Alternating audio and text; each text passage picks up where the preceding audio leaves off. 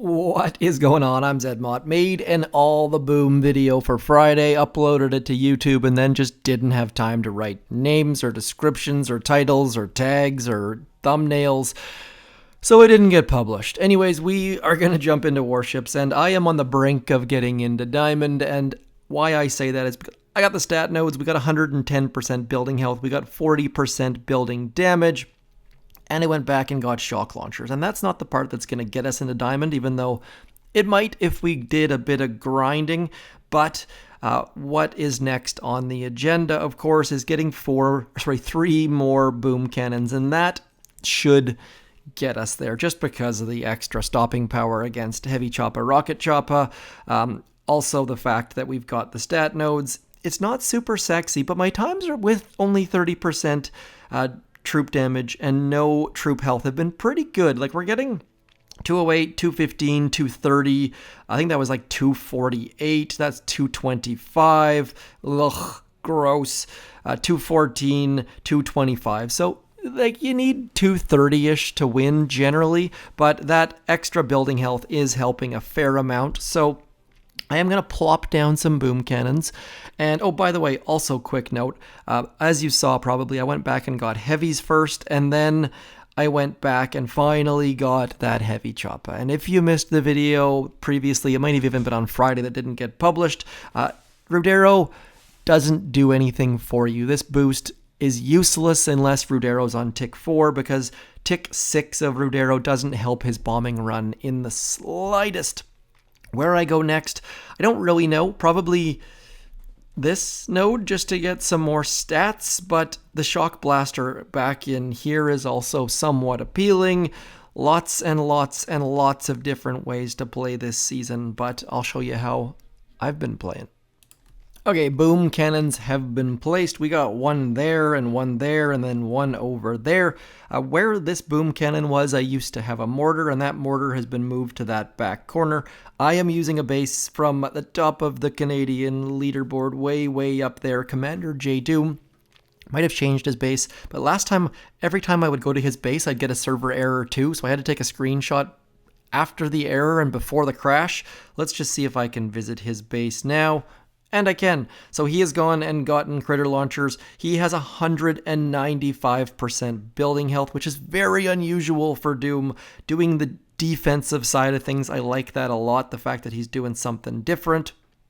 I think he's also my captain on the Captain's Cup.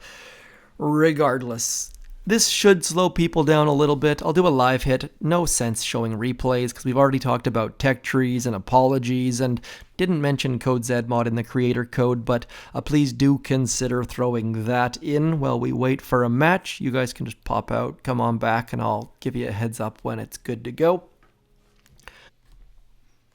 Otherwise, just lots of driving, lots of family time, lots of busy and coaching and kids and all of the rest of it.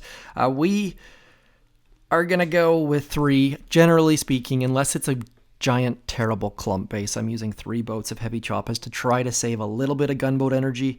We are going to drop you over about here.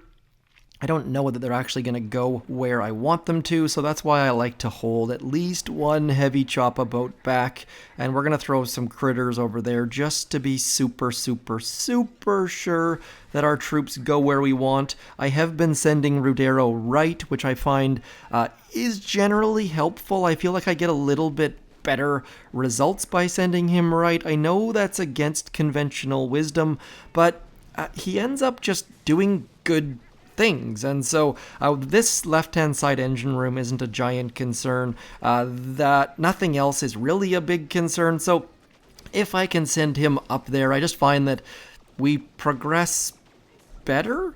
It doesn't really make a ton of sense, but that's where I've been sitting at. I did max my Barrage. Not sure that it's actually helpful in any way to do so, but at least it gets my troops moving forwards, and we are going to just keep barding things out, and we're going to shock that, and at some point soon we're going to start flaring, but for the second we're not quite there yet.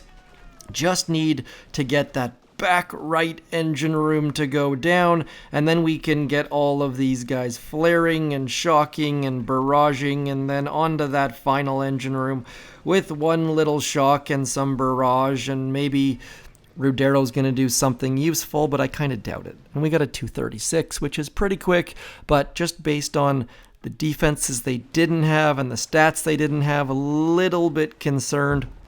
Looks like we have picked up the win because they were slow to throw their artillery. The tightest of tight wins. This season has been a lot for that. Like, I think we won by 1 second, if my math is correct.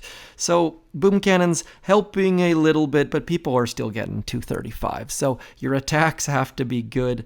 I know a bunch of you have started mixing in critters. A bunch of you are also using just straight up heavy chopper rushing. Melons for me are... they're a weak spot. I like them. They're interesting to use. They're fun.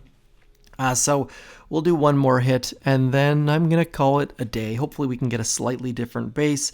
Doesn't look like we have. And on these ones, we're probably going to flare something like that and go like this, and then we'll use you over here to get a little bit of an angle on where the heck our dudes go.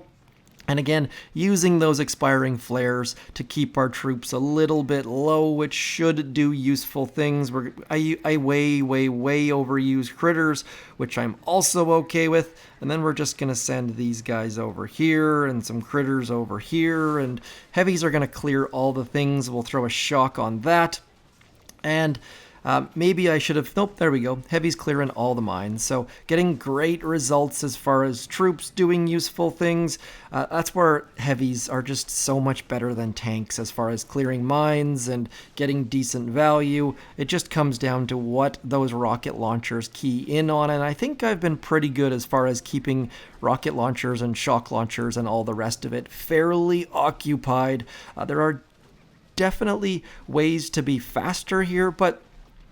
just because I went the defensive route means I generally don't have to be all that terribly fast, but you do need to be aware that your flying troops are not going to help your not flying troops, which turns into a giant pain when things like this happen. Like, our bombardiers are just trying to die in all of the terrible ways, and those mines are helping them, and then our medkits are barely keeping up. So balancing shocks and medkits and all the rest of it as we just throw barrages on this engine room because nothing is going anywhere near that one, and then trying to time our flare in a way. That flare timing was actually mildly impressive. And now that base, I didn't look at their stat nodes. I'm a little bit guilty of that, but just the fact that they had more defenses gives me a little bit more faith in the fact that we're going to win. And sure enough, we did. So, didn't play a heck of a lot over the weekend. Maybe missed my window for Diamond a little bit. Might have been able to claim 1 or 2 chests in Diamond, but I can live with that. Playing as a filthy casual this season, more so than ever. We are going to pick up the win. They had more building health than us, but less building damage.